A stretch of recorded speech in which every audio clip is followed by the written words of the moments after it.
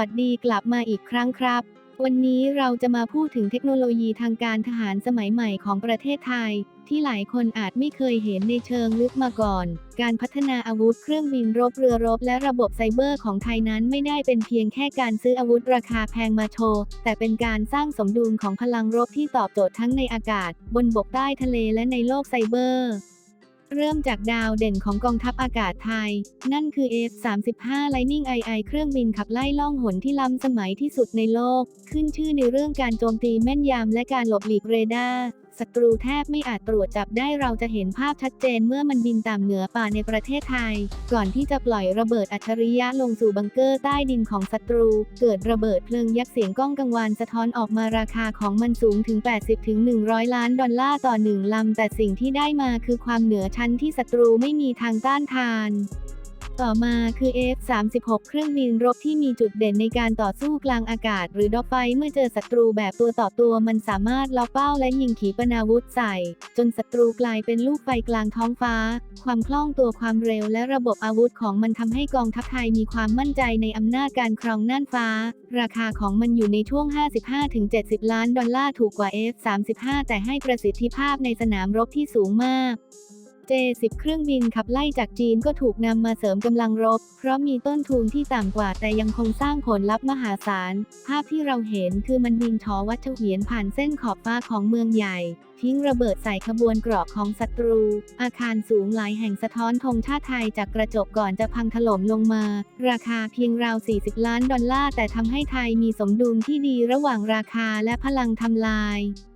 อีกหนึ่งตัวเลือกที่ชาญฉลาดคือ Gripen Su-39 เครื่องบินอเนกประสงค์ที่สามารถโจมตีได้ทั้งภูเขาและทะเลเมื่อมันยิงขีปนาวุธใส่เรือรบของศัตรูเราจะเห็นลูกไฟยักษ์บนผิวน้ำคลื่นทะเลถูกผลักกระจายออกไปเสียงระเบิดสะท้อนก้องไปทั่วภูเขาราคาของมันประมาณ60 ล้านดอลลาร์ต่อ1ลำถือว่าคุ้มค่าเมื่อเทียบกับขีดความสามารถไม่เพียงแค่อากาศเท่านั้นไทยยังลงทุนในโดรนสมัยใหม่ที่ควบคุมด้วย AI ฝูงโดรนสามารถล็อกเป้ารถถังและยิงจรวดนำวิถีได้อย่างแม่นยำศัตรูแทบไม่มีเวลาหลบเลี่ยงโดยเฉพาะกลางคืนที่เราจะเห็นลำแสงเลเซอร์เส้นไฟจากกระสุนวิ่งตัดฟ้าก่อนจะตามมาด้วยระเบิดเพลิงโดรนเหล่านี้ราคาต่ำกว่าเครื่องบินรบมากแต่สร้างความเสียหายสูงมหาศาล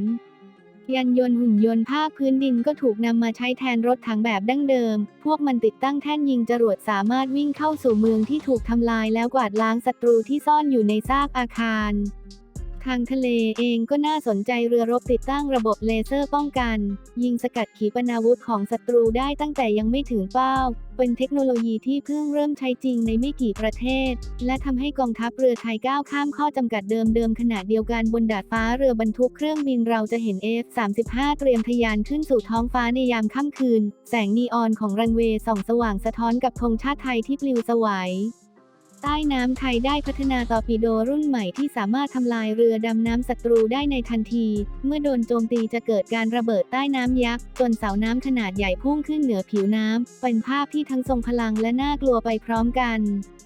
อีกสิ่งที่ไทยให้ความสำคัญมากคือสงครามไซเบอร์และอิเล็กทรอนิกส์ศูนย์บัญชาการผ่านดาวเทียมถูกออกแบบอย่างล้ำอนาคตเราจะเห็นแผนที่ดิจิทัลแบบโฮโลแกรมลอยอยู่เหนือโต๊ะสงครามนายพลไทยสามารถชี้ไปที่ตำแหน่งหนึ่งแล้วคำสั่งก็ถูกส่งตรงไปยังสนามรบทันทีเสาสงครามอิเล็กทรอนิกส์สามารถก่อกวนเรดาร์ศัตรูได้ทำให้ระบบสื่อสารขาดหายศัตรูตาบอดและหูหนวกในพริบตา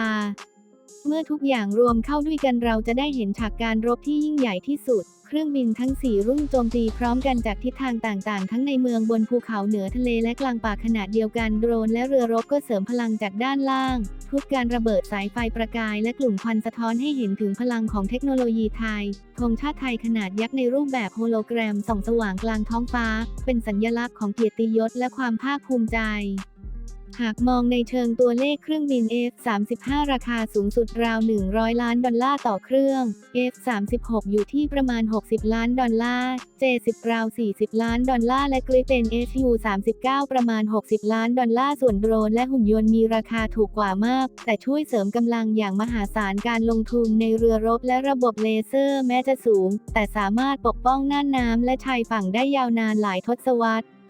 สรุปแล้วสิ่งที่เห็นคือ ยุทธศาสตร์ของไทยไม่ใช่การพึ่งพาอาวุธเพียงชนิดเดียวแต่คือการสร้างสมดุลของเทคโนโลยีหลากหลายแบบไทยเลือกทั้งเครื่องบินราคาแพงที่มีประสิทธิภาพสูงผสมกับอาวุธราคาต่ำแต่ทรงพลังเช่นโดรนและJ-10เพื่อให้กองทัพพร้อมรับมือทุกสถานการณ์ทั้งหมดนี้สะท้อนว่าเทคโนโลยีไม่ใช่แค่เครื่องจักรแต่มันคือสัญลักษณ์ของความตั้งใจของชาติในการปกป้องอธิปไตยศักดิ์ศรีและความเคารพที่มีต่อผืนแผ่นดินไทย